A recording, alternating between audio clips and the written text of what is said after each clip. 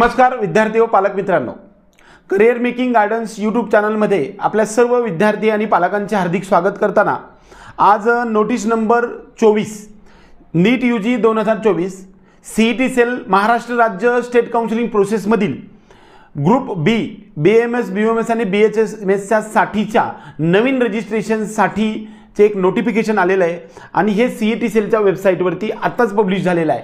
त्याच्या संदर्भात संपूर्ण डिटेल्स आपण या व्हिडिओमध्ये पाहणार आहोत। या नोटीसमध्ये new registration of candidates of BAMS BHMS आणि BUMS courses only due to decrease qualifying percentile of, म्हणजेच ग्रुप बी साठी जो काही क्वालिफाइंग क्रायटेरिया आहे तो क्वालिफाइंग क्रायटेरिया कमी झालेला आहे, त्यासाठी नवीन रजिस्ट्रेशन ओपन होणार होतं। आपण पाठीमागे बोललो होतो ते रजिस्ट्रेशन ओपन झालेलं आहे। सीईटी सेलचं रजिस्ट्रेशनसाठी आपल्याला एलिजिबिलिटी क्रायटेरिया किती असायला पाहिजे या संदर्भात खूप वेळा बोलणं होत होतं। 12 नोव्हेंबर 2024ला आयुषच्या जे काही इंडियन सिस्टम ऑफ मेडिसिनच्या मिनिस्ट्रीनुसार नॅशनल म्हणजे NCISM म्हणतो आपण त्याला, आणि national commission of homeopathy NCH जे काय आहे याच्या न्यू दिल्लीच्या लेटर जे 11 नोव्हेंबर 2024ला होतं त्यानुसार ओपन आणि EWS साठी जो पर्सेंटाइल क्रायटेरिया आहे तो 50% कमी करून 35% आणलेला आहे।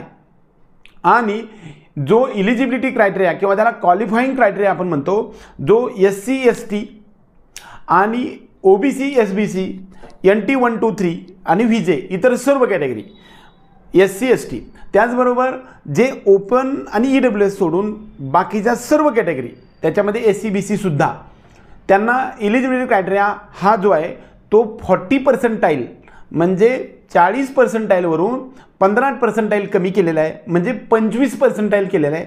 हे 25% म्हणजे मार्क्स किती आहेत हे तुम्हाला आता मी सांगतोय।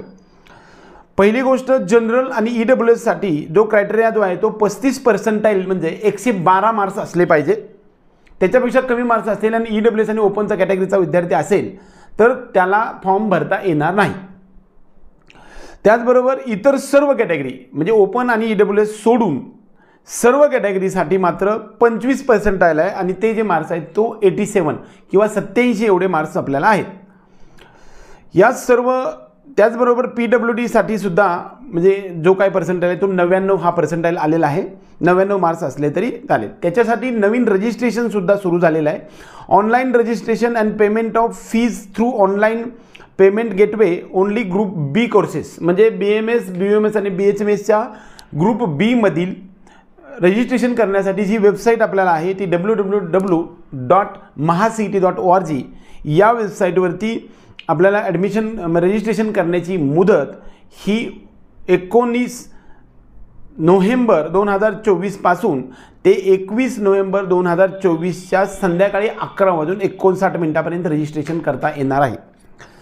ज्यांनी आजपर्यंत रजिस्ट्रेशन केलेलं नव्हतं की ज्यांचा स्कोर जास्त असून सुद्धा रजिस्ट्रेशन केलेलं नव्हतं आणि BAMS BHMS आणि BUMS साठी ॲडमिशन घ्यायचं आहे, अशा विद्यार्थ्यांना मॅनेजमेंट कोटा किंवा मेरिट कोट्यामधून जे काही वेकंट सीट्स आहेत त्या वेकंट सीटसाठी ॲडमिशन घेण्यासाठी न्यू रजिस्ट्रेशन ओपन झालेलं आहे। कारण एलिजिबिलिटी क्रायटेरिया कमी झाल्यामुळे एलिजिबिलिटी क्रायटेरिया किंवा क्वालिफाइंग किंवा पात्रता मार्क्स जे आहे ते EWS आणि ओपनसाठी 112 मार्क्सपेक्षा जास्त असणाऱ्या सर्व विद्यार्थ्यांना, म्हणजे 162 पासून 112 पर्यंत असणाऱ्या सर्व विद्यार्थ्यांना जे रजिस्ट्रेशन ग्रुप बी साठी करता येणार नव्हतं त्यांना, आणि त्याचबरोबर OBC आणि इतर सर्व कॅटेगरींना 127 पेक्षा कमी असणाऱ्या आणि 87 पेक्षा जास्त मार्क्स असणाऱ्या या सर्व विद्यार्थ्यांना रजिस्ट्रेशनसाठी ओपन करण्यात आलेलं आहे। आणि ते उद्यापासून म्हणजे 19 नोव्हेंबर 2024 पासून ते 21 या 3 दिवसामध्ये आपल्याला रजिस्ट्रेशन करायचं आहे।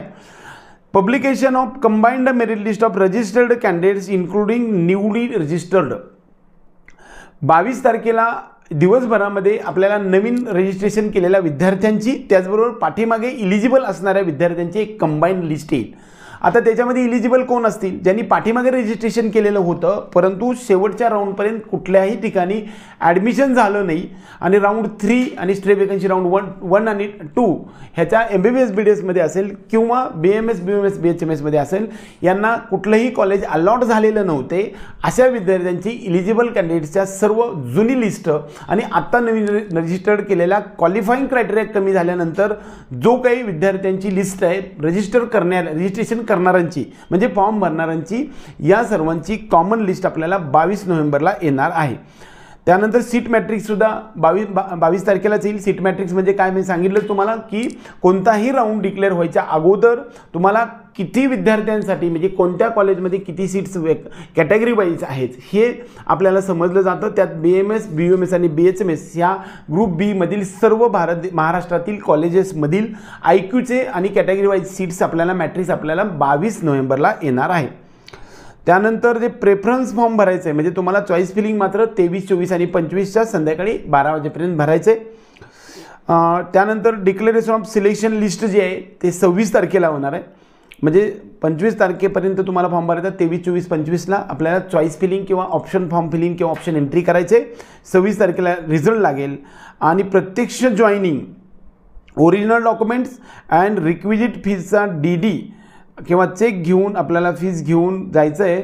ते आपल्याला 27 ते 30 म्हणजे 4 दिवस आहे आपल्याला संध्याकाळी 5:30 वाजेपर्यंत म्हणजे कॉलेजवरती जाऊन प्रत्यक्ष ॲडमिशन घ्यायचं आहे. Declaration of selection list online stray vacancy round 4 म्हणजे पाठीमागे 2 झाले. ऑनलाईन स्ट्रे वेकन्सी राऊंड 1 आणि 2 झालेला आहे. फक्त ऑनलाईन स्ट्रे वेकन्सी राऊंड 3 आणि 4 याचंच यामध्ये आहे. 4था राऊंड लागणार आहे. ओनली इफ सीट रिमेनिंग वेकंट्स म्हणजे जर समजा सीट शिल्लक राहिले तर त्याच्यासाठीचा एक राऊंड लागेल. तो 3 तारखेला राहील आणि ते 3 तारखेला रिझल्ट लागल्यानंतर 4 पासून 8 तारखेपर्यंत संध्याकाळी 7 वाजेपर्यंत 5 दिवसामध्ये आपल्याला परत जाऊन ॲडमिशन घ्यायचं आहे. म्हणजे दरम्यान 8 डिसेंबर 2024 5:30 वाजता सगळं प्रोसेस संपवेल. Schedule of subsequent round will be published due to course only it seats vacant remain vacant म्हणजे इथून पुढे जर सीट व्हेकंट राहिले तर त्याच्यासाठी सुद्धा राऊंड काढला जाईल अशा प्रकारची गोष्ट बोलली जाते. परंतु याचा अर्थ असा आहे की स्पॉट राऊंड किंवा ज्याला ऑफलाईन स्वरूपामध्ये BMS आणि BHMSचा राऊंड होणार नाही असंच बोललं जाते. कॅन्डिडेटसाठी काही इन्स्ट्रक्शन्स दिलेले आहेत.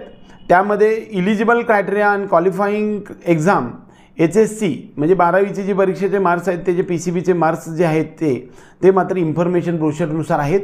म्हणजेच 50% मार्क असले पाहिजे. फिजिक्स केमिस्ट्री बायोलॉजीची बेरीज आपल्याला 150 असली पाहिजे. त्याचबरोबर इतर सर्व कॅटेगरीना मात्र 120 असली पाहिजे. PWDसाठी तुम्हाला सर्वांना माहिती आहे 45% आहे म्हणजे 135 मार्क असले पाहिजे आहेत. Candidates who have newly registered cannot registered who have already registered cannot register again. ज्यांचं पहिलं अगोदर रजिस्ट्रेशन झालेलं आहे आणि त्याचं रजिस्ट्रेशन बाद झालेलं आहे हे रजिस्ट्रेशन करू शकत नाही. अगोदर रजिस्ट्रेशन केलेल्या विद्यार्थ्यांना याच्यामध्ये रजिस्ट्रेशन करता येणार नाही. त्याचबरोबर ज्यांचं रजिस्ट्रेशन झालेलं असून जे बाद झालेले आहेत अशांना सुद्धा यामध्ये रजिस्ट्रेशन करता येणार नाही. Candidates who had registered earlier but did not fill preferences to higher eligibility criteria can now fill the choices BMS, BHMS only within the schedule in declared below. म्हणजे ज्या विद्यार्थ्यांचं आत्तापर्यंत चॉईस फिलिंगच दिली नाही म्हणजे 410 मार्क होते 360 मार्क होते परंतु आजपर्यंत मी चॉईस फिलिंगच दिलं नव्हतं, रिपीटला गेलो होतो किंवा काय पण कारणानं चॉईस फिलिंग राहिलेलं असेल अशा विद्यार्थ्यांना सुद्धा चॉईस फिलिंग देता येणार आहे. Candidate who have registered earlier were eligible as per previous eligibility criteria but were never allotted a seat were eligible for online stray vacancy round 3. म्हणजे आता जे शेड्यूल आहे ते ऑनलाईन स्ट्रे वेकन्सी राऊंड 3 आणि 4 साठी आहे. ह्यासाठी इलिजिबल कोण आहे की आजपर्यंत तुम्ही चॉईस फिलिंग दिलेलं होतं किंवा नाही दिलेलं असेल परंतु तुम्हाला ते अलॉट झालेलं नसेल किंवा जॉईन केलेलं नसेल तरच तुम्ही ह्याच्यामध्ये इलिजिबल आहेत. Candidate who have participated in the previous rounds joined the seat round 1, 2 where allotted seat in cap round 3 and subsequent stray vacancy round will not be eligible for these rounds. म्हणजे ह्याच्यासाठी कोण नाही बघा, ज्या विद्यार्थ्यांना BMS BHMS आणि BOMS मध्ये round 1, 2 मध्ये जॉईन केलेलं आहे, म्हणजे ॲडमिशन घेतलेलं आहे आणि राऊंड 3 मध्ये तिसऱ्या राऊंडमध्ये आणि ऑनलाईन स्टे वेकन्सी राऊंड 1 आणि 2 मध्ये अलॉट झालेलं असेल किंवा जॉईन झालेलं असेल, नुसतं अलॉट झालेलं असेल तर ते बाद झाला आणि जॉईन केलेलं असेल तरीसुद्धा बाद झालेला आहे. असे विद्यार्थी जे झालेले आहेत हे सोडून राहिलेले एलिजिबल आहेत.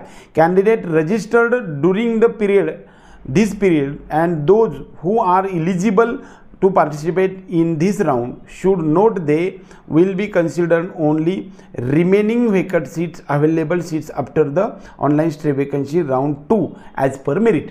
म्हणजे तुम्हाला सर्वांना सांगण्यात आले किंवा एलिजिबिलिटी क्रायटेरिया जर कमी झालेला असेल तर पहिला जे काही सीट्स भरलेले आहेत त्याला काही धक्का लागणार नाही, राहिलेल्या सीटसाठीच तुम्हाला अप्लाय करायचं आहे असं पण त्यांनी सांगितलं आहे. म्हणजे राऊंड 2 साठी 2च्या अगोदर जे जॉईन सीट आहेत ते भरले गेलेले आहेत, राहिलेल्या सीटसाठी तुम्ही एलिजिबल आहे. It is mandatory to join the seat allotted seat during online stray vacancy round. हे जे आत्ताचे राऊंड होणार आहेत त्याच्यामध्ये तुम्हाला 100% जॉईन करणं गरजेचं आहे. आणि जर समजा तुम्ही जॉईन नाही केलं तर तुम्ही प्रोसेसच्या बाहेर पडता. म्हणजे हे लक्षात ठेवा, पुढच्या राऊंडमध्ये तुम्हाला भाग घेता येणार. The preference field in the round will be utilised for subsequent stay rounds if any. जर समजा आत्ता पहिल्यांदाच आपल्याला चॉईस फिलिंग करायचं आहे यामध्ये या राऊंडसाठी, तीच चॉईस फिलिंग तुम्हाला तिथून पुढच्या ऑनलाईन स्टे वेकन्सी राऊंड 3 आणि 4 साठी आहे.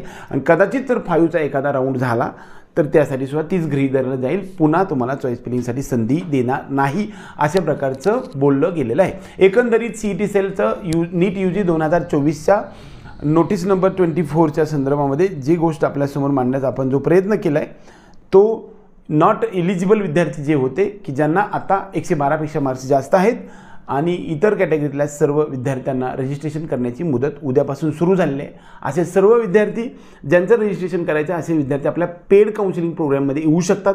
मॅनेजमेंट कोट्यामधून महाराष्ट्रामधून ज्यांना ॲडमिशन करायचे अशा विद्यार्थ्यांनासुद्धा आपल्याला राहिलेल्या वेकन्सीज BMS आणि BHMSमध्ये मॅनेजमेंट कोटा किंवा मेरिट कोटामधून ॲडमिशन करण्याच्या संदर्भातला आपल्या ग्रुपमध्ये जॉईनिंगसुद्धा किंवा आमच्याकडे पेड काउन्सिलिंग ग्रुपमध्ये सुद्धा तुम्ही येऊ शकता. एवढंच या निमित्तानं सांगून आपल्या सर्व विद्यार्थी आणि पालकांना हे एक खुशखबर सांगतो. आणि हा जो व्हिडिओ आहे तुम्हाला आवडला तर व्हिडिओ लाईक करा, त्याचबरोबर आपल्या चॅनलला सबस्क्राईब जरूर करा.